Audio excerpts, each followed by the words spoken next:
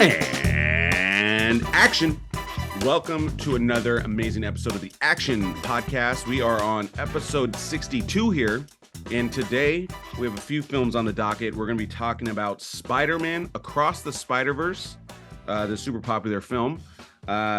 Second, we're going to be talking about Stephen King's The Boogeyman. And third, we're going to talk about Shooting Stars, which is on Peacock, basically about the young life of LeBron James and his teammates. And so with that, Pete, let's get into Spider-Man Across the Spiderverse.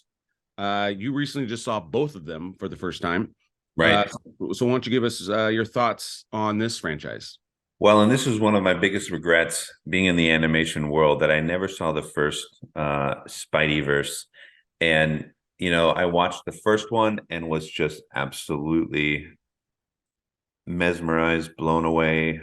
Everything that, every word that you can describe, having just your head blown up and your heart filled with incredible visuals, innovation, incredible characters, and a great story.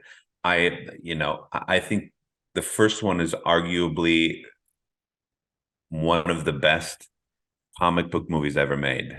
And so taking that momentum into the second film, I'm almost reminded of when you saw The Godfather and were just absolutely floored by it.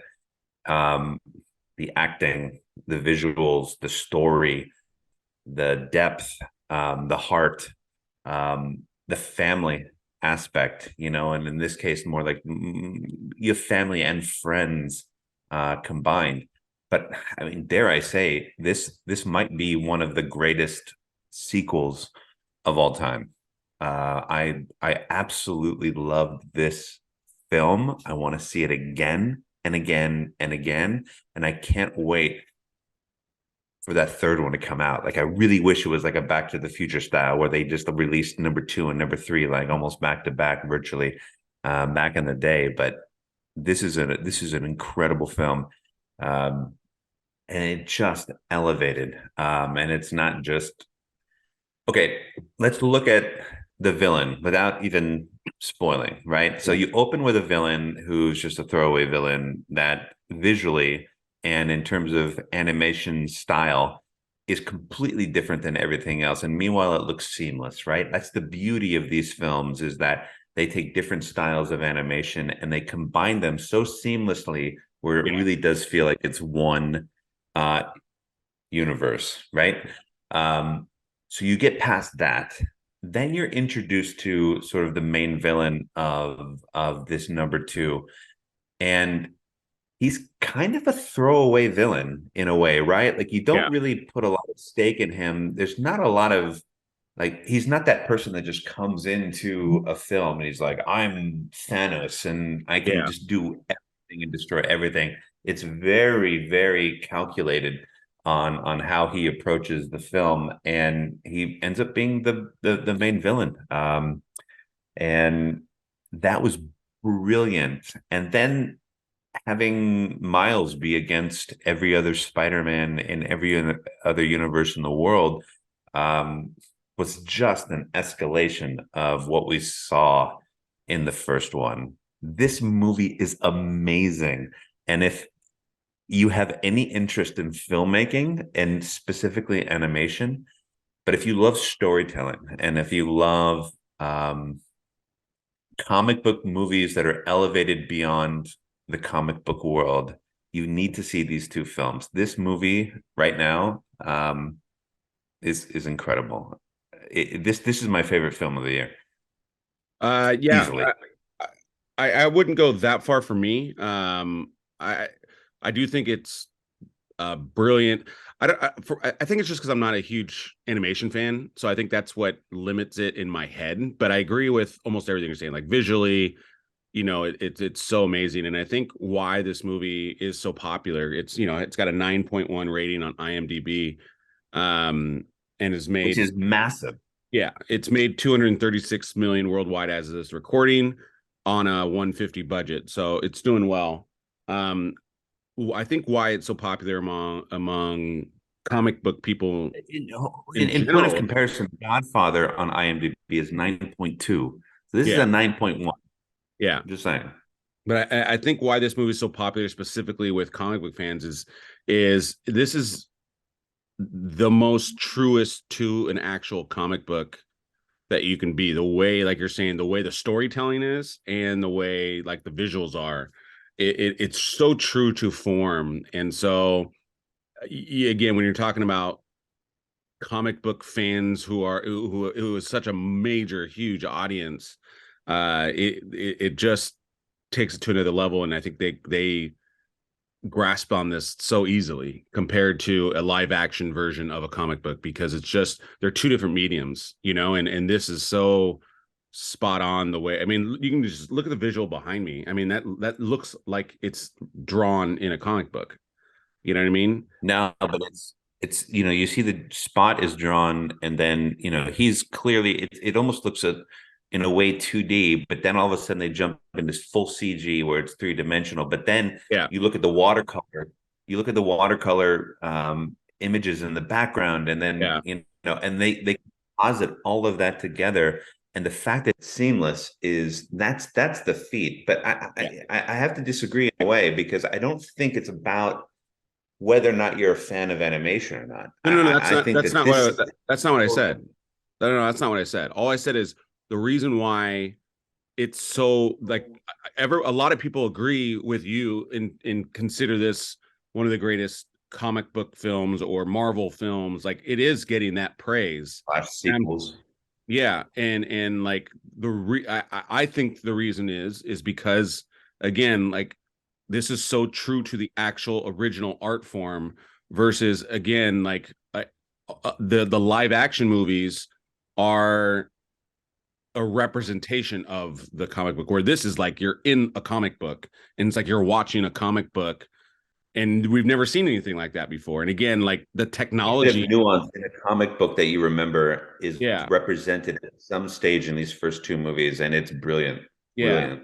And like And the it's not overwhelming. It's not in your face. It's done so subtly and yet very effective, right?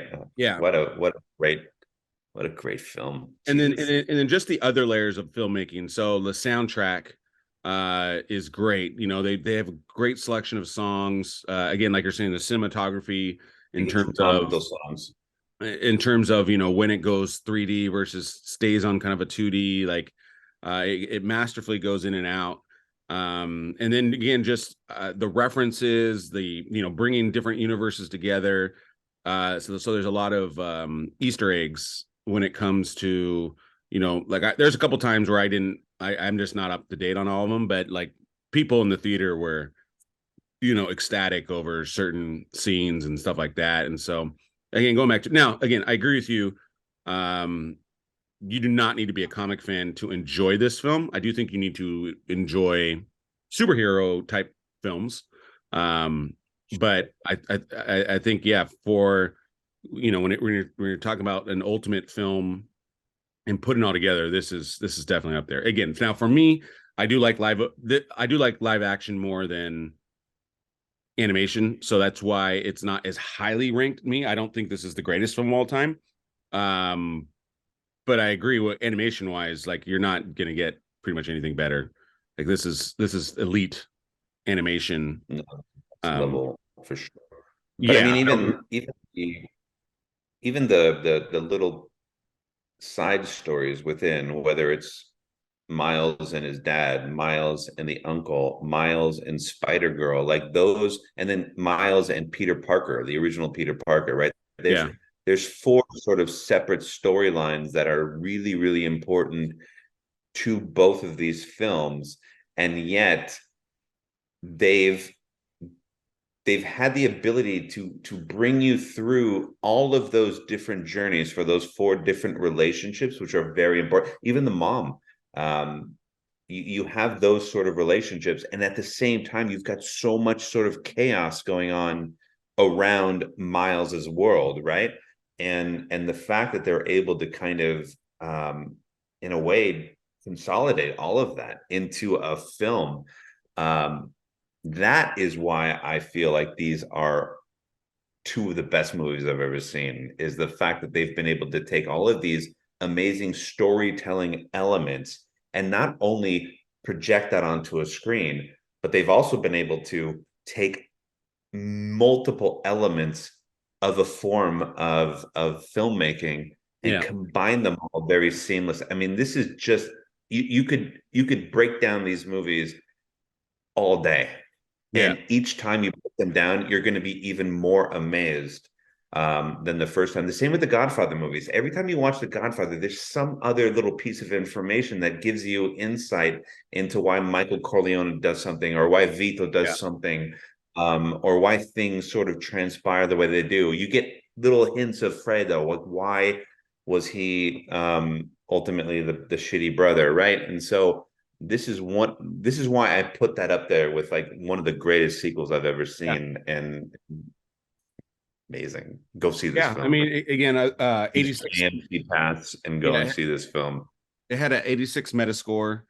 So again, this movie on all fronts, people love it, and They should. you should definitely see it. It's um, especially when you're talking about the sequels that are about to come out. You have Transformers, you have Mission Impossible, you have Flash, which is a pseudo sequel. This is going to be up there when it's all said and done, when the dust settles, because it goes back to story. The story is so tight and so thick with characters, Yeah. and the ties and all that good stuff and motivations. It's I might really well done. I might go see this again instead of seeing the new Transformers. Same. Well, I'm still looking forward to the new Transformers. Good. I'm looking forward to see what they do, because we can talk about that later, but I've heard pretty nice things about it, and we'll leave it at that. well, just remember Steven Spielberg is involved. They had the writers caucus where they spent $10 million just on the story. So you're talking some of the best minds in Hollywood. We're all getting together to come up with ideas and flesh this out. So again, like Bumblebee, I liked Bumblebee a lot. And so I'm curious to see where this movie goes, and hopefully it's not too generic or like just too much in terms of like transformery, like it's like, all right, I got it. Like, we don't need a Right. 40-minute fight scene, which like Fast X will do. So, all Sure. right, let's move to the second film, The Boogeyman, which is based off a short story by Stephen King.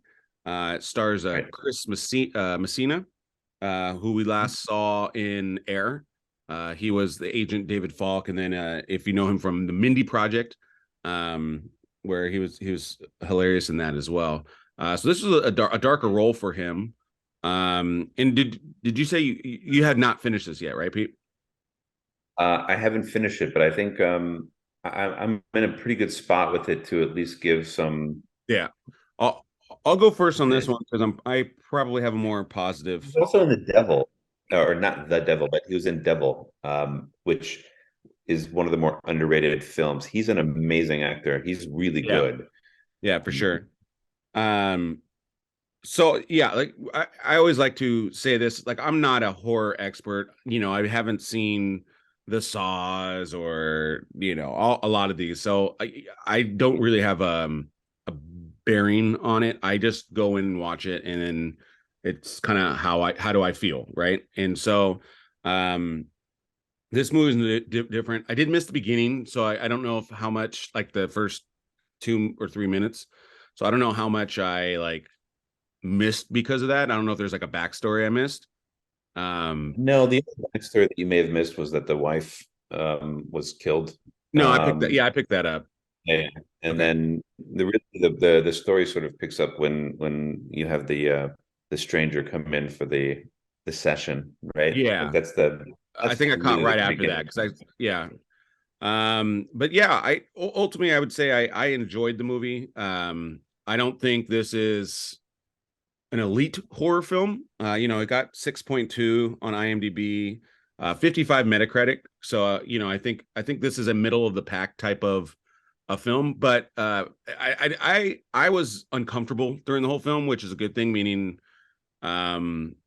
you're experiencing the feels and all that good stuff. Like every time it would get dark, I would get tense because it's like, all right, this guy's going to come out, and I think they did a good job of kind of making it frustrating too, because a lot of in horror films, one of the kind of the secret sauces is, when the rules and then the characters kind of like disregard them and then put themselves in these situations that are like, want you just do this, you could do it, like you start yelling at the screen a little bit, and I think they do a little bit of good job of that.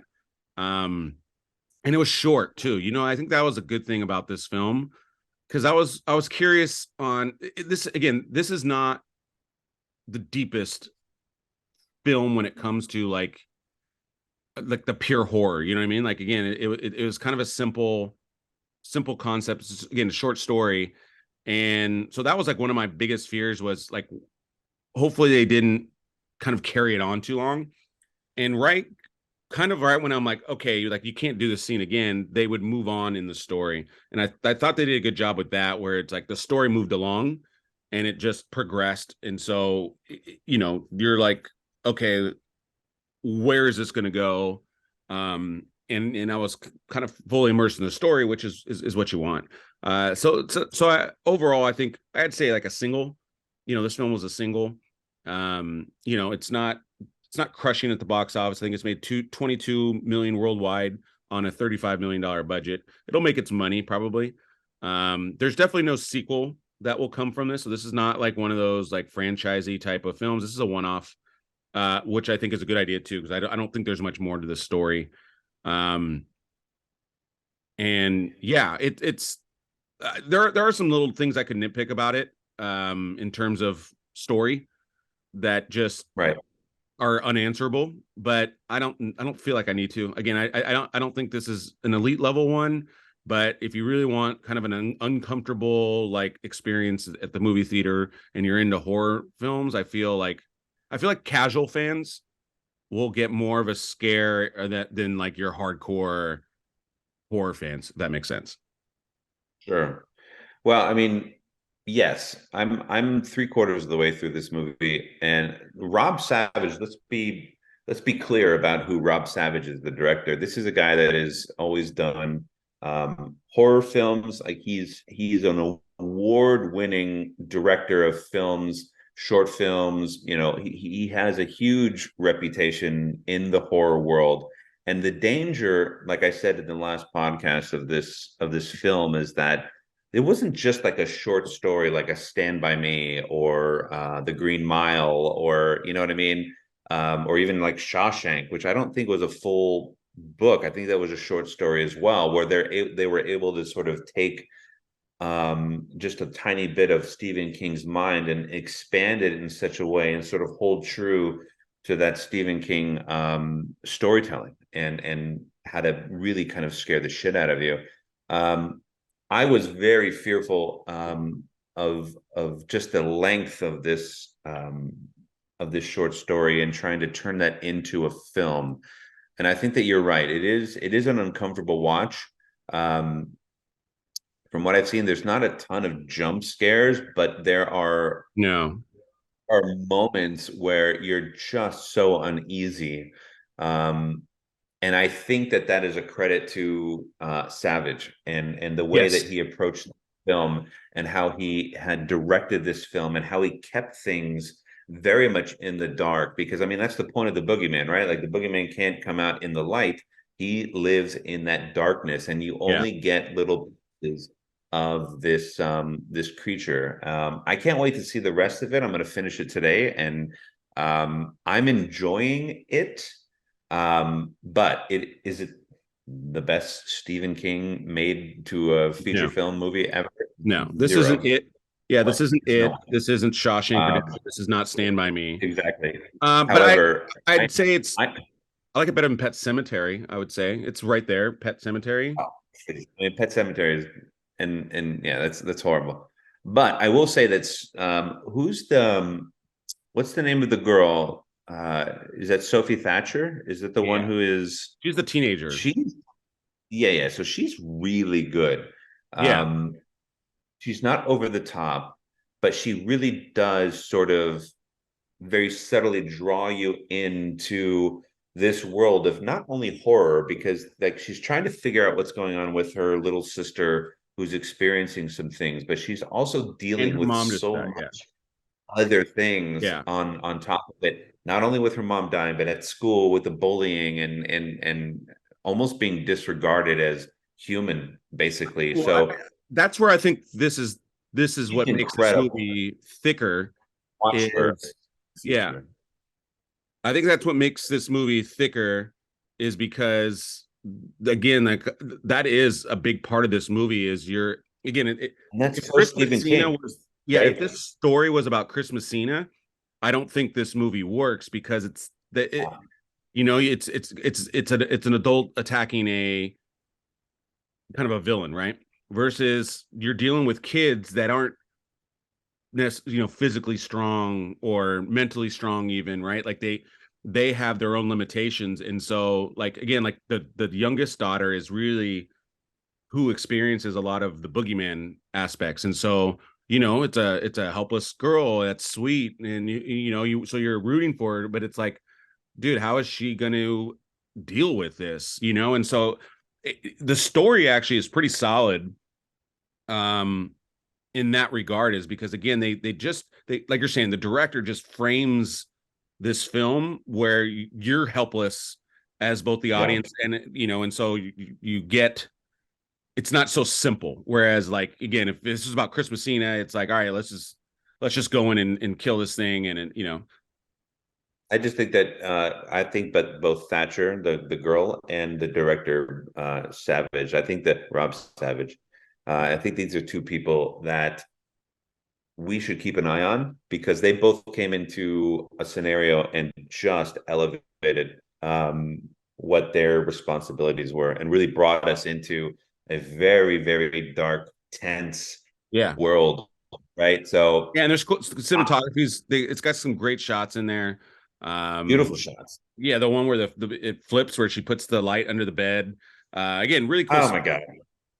And then who thought ever thought of a glowing orb that somebody sleeps with because they're afraid of the dark, and then this little girl who's 5 or 6 Yeah, decides something way over there that I don't see. I know, I'll just roll that light ball over yeah, there into the closet to see if I see anything. What a tense sequence that yeah, was. I mean, yeah, for sure. then you get that glimpse, right? Yeah, No, yeah, they just freak out, right? It's this is not bad. This is not a bad, like, if you look at the source material and then you look at what the director and the actors have done and then what you've yeah, seen visually, like this is a good watch. yeah. Um, I, it's not the best horror that you're going to see, but I mean, no, this is a glimpse to what we're going to see in the future of horror film making with this director, especially. So yeah, for that's all I got sure. to say. Yeah, that's good. So yeah, see it at your own risk. Again, I think it's fun. Like if you're again a casual horror fan and like you don't really like horror films, go watch it with somebody. Obviously, I don't recommend watching in the dark if you really got those issues. Like this will mess with your head a little bit. So yeah, I watched it at like 12 o'clock during the day. So Yeah, it was nice I walking watch out to horror the films sun. 100%. I don't Okay, like so it. the next movie we're going to talk about is Shooting Stars, and you can find that now on the Peacock network, which is the NBC, essentially NBC Universal Comcast. And this Right. movie, so I wasn't expecting to watch this movie. I just saw it, and because we do this podcast, I'm like, yeah, I should review this movie. And it's about LeBron James's high school years with him and his teammates, and you know, Forgive me, is this a documentary or is this no, a no, no, this is film? a film. Ah, This is a full live action film, and so it's about LeBron and his friends who all have been playing basketball since they were 10. They all go to a different high school together and play together, and it's about their career. And again, I'm typically super worried about films like this because either the movie holds back too much and it's too soft, or it's just almost like too Disney-esque, for lack of a better word, right? But right away, this movie, a great soundtrack. This movie is so well directed. Chris Robinson directed this, and he has done ATL. He's done music videos. He's done a 30 for 30. Um, The Real Husbands of Hollywood, Grownish, Blackish. Right. But this guy is a music guy, and the soundtrack right away gets you into it, and it's like, okay, like good selection of songs, and then the cinematography, the way it's cut, the style of it, it's like right away you're just like, okay, like this is solid so far. And then they let kids be kids in this, meaning these kids will swear. There's a scene where there's drinking, um and they're in high school. And so, like, this is not your after kid special about LeBron James. Like, I was pretty surprised how kind of honest they were about some things. And so this just goes, and again, it's not just about LeBron. Like, obviously LeBron is the catalyst because he was, one of the greatest high school, if not the greatest high school player of all time. But Oh, okay. this is really about him and his friends. And Drew is probably the other main character. And in the beginning of the film, it's really about like Drew and his character. And it's a unique character, man. But it's an awesome kind of like sports movie, like about teammates and bonding, like, and then just going against competition. Like, there's a lot of great themes in this, and this is just, I really really enjoyed it. I mean, this is so well done. And this is a direct to streaming. So again, I was super worried about this film. Super surprised me. It's so well done. Again, I think Chris Robinson absolutely crushes out of the park, and it's got style. It's got, the acting solid. And again, with sports films, especially being a former athlete, actually, I'm sorry, I'm still an athlete. Um, you know, how good is the basketball actually going to look? Is it I'm going to dribble bad and then the guy's going to steal it? Like think of Teen Wolf, right? Like how terrible the basketball is, even though we love that movie. Um, but these kids can play basketball. I mean, there's Right. not a lot of camera tricks when it comes to them playing. All these kids can play. I mean, the dude that plays LeBron is can dunk for sure. I mean, it looks like the basket's 10 foot. I mean, there might be some tricks, but Even his name, Mookie Cook. I yeah. mean, I how mean, amazing is that name? these kids can ball. And it's just, again, it's really cool to watch kind of their career and them going in as freshmen and competing, because that's so hard to do. Anybody that's played basketball knows you typically don't play when you're a freshman. This film was just not on my radar even a little bit, and the more you talk about it, but the more I look into it, I mean, this Caleb McLaughlin, I mean, we know him from Stranger Things. I mean, and he just absolutely crushed. But Wood Harris, the coach, I mean, we've seen Wood Harris Yeah, Wood in Harris is awesome. everything. Yeah. One of the more amazing actors that we've kind of seen forever. Like, he's always in a movie. I mean, even like Ant-Man, we just saw him in Ant-Man, right? Yeah. I mean, Um, he's originally from Remember the Titans. Remember the Titans, exactly. But then And we I'll also tell you get a what, little man, back to I our. would put this up. I would put this up against Remember the Titans, because in a lot of ways, like, again, like part of the Remember the Titans is because it's Disney, it has a little bit of a cushion on it. Where this doesn't have a lot of cushion. Like, it feels raw. Yeah, yeah. It's a raw. It is a raw high school film, and you don't see Right. many films like this that let actually tell a real story about kids in high school. It's I was just surprised. I give kudos to the Peacock network for allowing a film be a film and not sugarcoat it, because again, sometimes they have agendas in terms of, like, again, like Disney has agenda in terms of, like, we're a family film, so we gotta, and that's fine. Like, that's what Disney is, right? But Peacock isn't that, and I like that, and they're pushing the envelope. And I highly recommend this film. Whether you got Cock is really kids, going above and beyond. yeah. Peacock Network. And Oh, we even got a taste of somebody from our past and from our favorite movies. Dermot Mulroney is in this movie. Like I just yeah, saw that right now. yeah. I saw him. I was like, okay, cool. And again, Love seeing him. yeah, I didn't know how he was going to fit in this, but I really liked him as a coach. He definitely worked. Yeah, except dude, all around this movie really did a great job. All right, I'll see that today or tomorrow. I'm excited about Yeah, seeing this film. yeah. Uncle Tony Good loved for it you. too. Well done. Yeah, Uncle Tony loved it too. I watched it with my uncle, who was in town, and yeah, we both liked it. And he's definitely a more Good. casual film person. Obviously, I'm more advanced, but we both liked it. Again, kudos on this film. Definitely see it. Shooting stars. Right. Check it out now. Uh, and so with that, Pete, upcoming next week we'll have Transformers, Rise of the Beast, and like we were talking about earlier, this is this new wave of Transformer films that were cooked up in a lab, and so we'll see what they do with this. Well, from what you've told me, who's cooking it up? I mean, if Spielberg's in the room, um, that's got to be pretty cool. Yeah. This is going to be my the same sort of approach for me as with the Fast and the Furious franchise. I think I saw maybe the first one when it first came out, but since then I haven't seen Yeah, any films. I don't So I'm going think to be you going need to into this see. blind. Yeah, the Transformer franchise is not the same as Fast X franchise, only I because might it's see it at 10 a.m. tomorrow. I might. yeah. They've got an early Friday morning 10 a.m. show. I might just go and just get crazy. Yeah, the Fast franchise is linear, whereas the Transformer franchise, there's a prequel, there's Bumblebee is technically a prequel, there's the original films which were sequential and then they rebooted, so like they're all over the place in terms of story, but they don't really connect. So if there's a film you could just go in and watch, it's probably this one, and you don't need a ton of backstory. I mean, at the end of the day, it's a bunch of transforming cars, so there's not a ton of backstory. So yeah, that's our movie for next week. Make sure you like, subscribe, and help support us as we can help grow.